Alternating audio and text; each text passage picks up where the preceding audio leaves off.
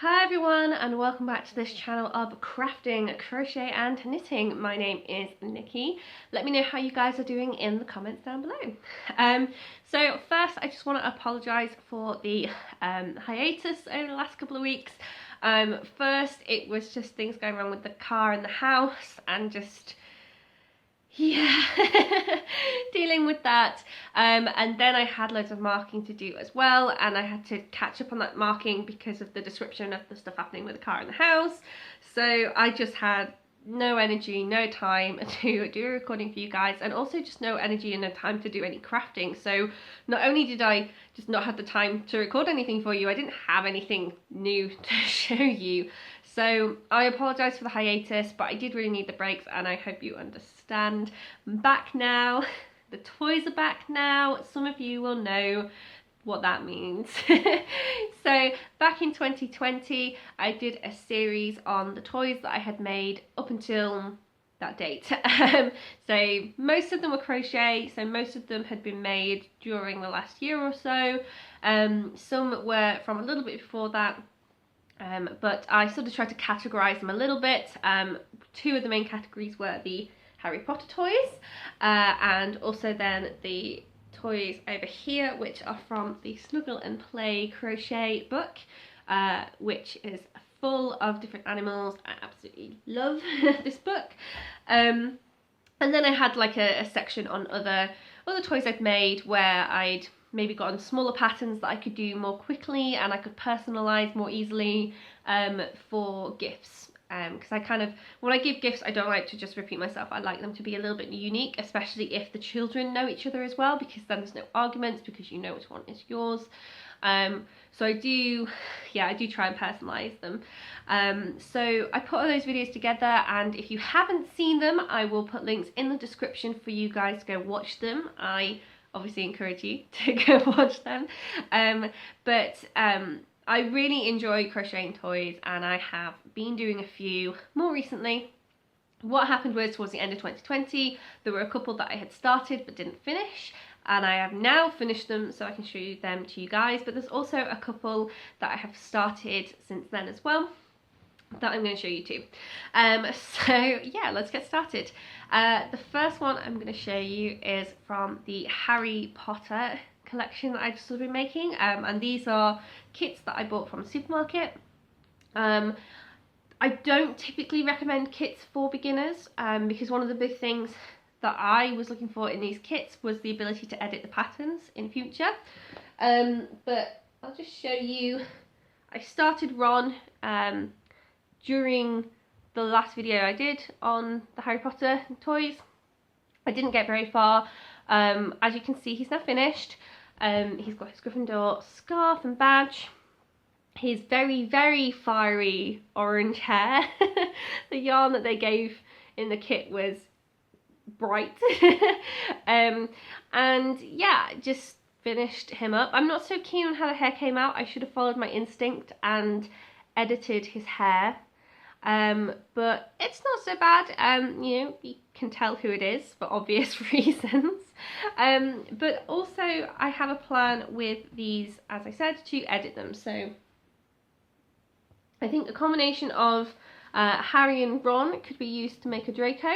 I think probably more likely Harry's hair, but Ron's facial features for Draco.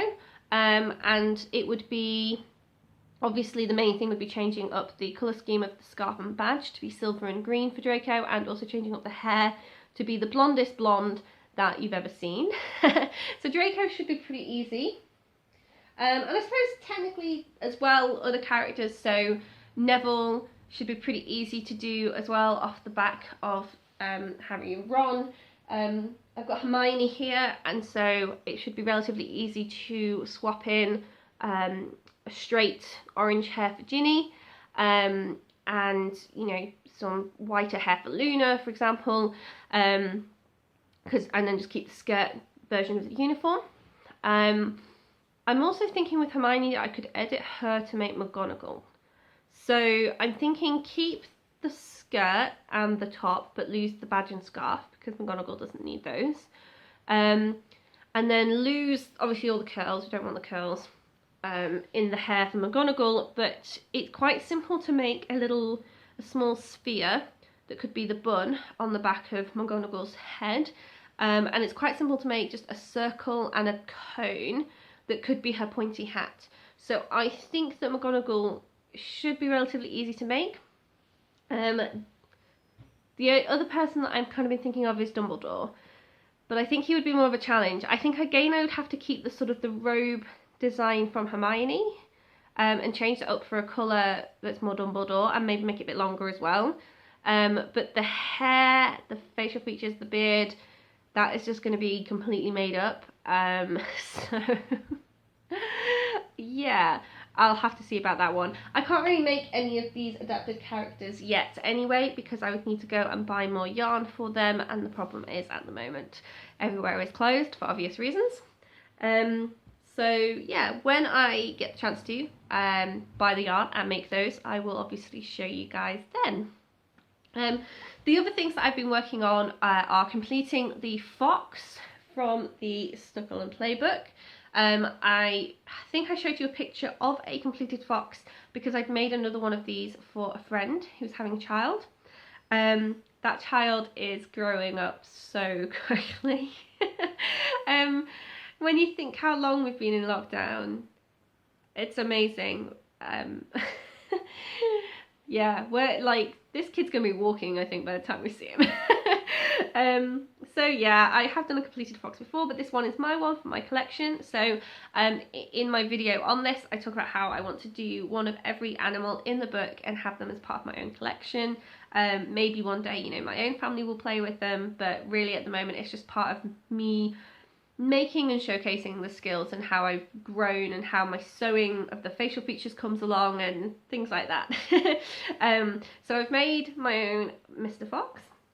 I realised as I was videoing that I think I've done one of his eyes somehow bigger than the other. I'm not quite sure how I've done that. But hey ho. And then I just, with the fox, I just love the detail of his tail. So yes, I'm happy with the fox, and he joins the counter there of all of my various ones. I've got my frog. I love my frog version there, and Rudolph came out at Christmas. So yeah, those are the ones I finished. I did also start and finish another toy from the book, which is the pig. So yeah, the pig has turned out bigger than the other toys, and also a little bit more sturdy as well, because I had to stuff him a bit more to get him to stay stay together, I suppose. I don't quite know why. I think part of the problem is that one of the yarns I used was thicker.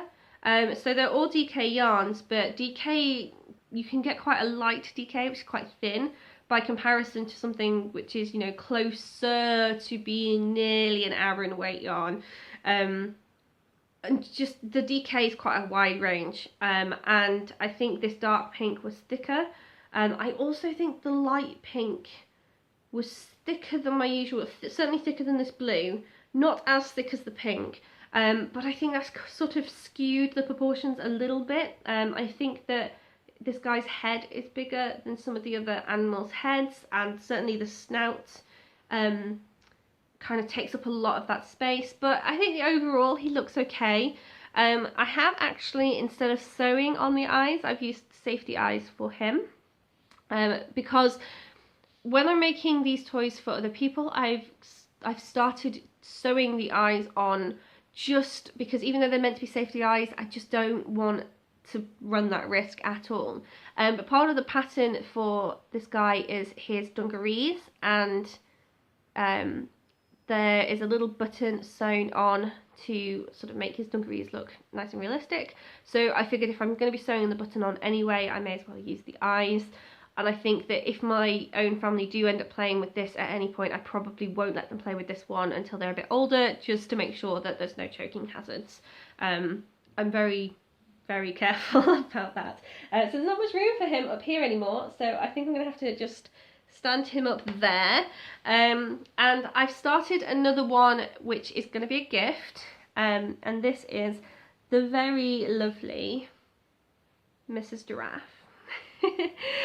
So I do have part of the body done as well. I'll show you that in a minute, but have you ever been crafting and you're going along, you're making the project, and partway through the project you look at it and you just think, I've done something wrong, and you get that horrible dread of how it doesn't look right, even though you follow the instructions, you count your stitches, you can't understand what is wrong with it. That was me with this giraffe. So when she had just got her ears on and her eyes, it just did not look right. Kind of looked very alien. Particularly, I figured that I'd done the eyes in black. I'd done all the eyes for these creatures in black, and because this is a pastel, because she's got pastel colours, the contrast was so like such high contrast that it didn't look right at all. And I was so happy because yesterday I started sewing the horns on, and I started sewing the snout on, and she just came together, and actually I'm now feeling like this is one of my favourite versions from this book, and I'll show you why, because I've got the body and the giraffe. She has these spots on the front and back, and she has this very lovely little flicky tail. So yeah, I need to do the arms and the legs, but once she has her limbs in place, I feel like this giraffe is looking pretty cute. So yeah, I'm going to be making my own version as always. I've already started with the snout. I think I'm going to keep the pastel colours because I don't really have I have a bolder yellow, but it's been used in a different project, and I do have darker brown, but the darker brown doesn't go with the lighter yellow. So yeah, I think it's probably going to have to be pastel colours again, but it doesn't quite pastel colours and the rest of the collection with this very bright orange and green and pink does look a little bit out of place, but I don't think it's so bad. I think the pastel giraffe, she looks very sweet. So yeah, that's going to be for somebody else who's having a child. Seems like animals are a big theme at the moment for nurseries, which I think is great. And yeah, the next one I want to do after I've made my own giraffe will probably help with this pastel colours looking a bit out of place, because I'm going to do this lovely bunny here. So I'm just holding it off screen so you guys don't see any of the pattern, because it is obviously not my pattern. Yeah, and I'm going to probably do the pastel yellow in this version too, and then with a nice soft grey, I think that will help balance out the overall feel of the rest of that collection there. So yeah, those are the four toys that I've been working on over the last few months, slowly but surely coming together. I hope you've enjoyed seeing them, and as always, it's been a while, so if you've been crafting and you've been posting any pictures of those crafts to any social media accounts that you might have, please leave a link to where we can view those, because I do love seeing what you guys are up to. And I hope that I will see you soon in another video. Hopefully there won't be any more issues that take me away from being able to record a video for you guys. So thanks for watching, and I hope to see you in the next video.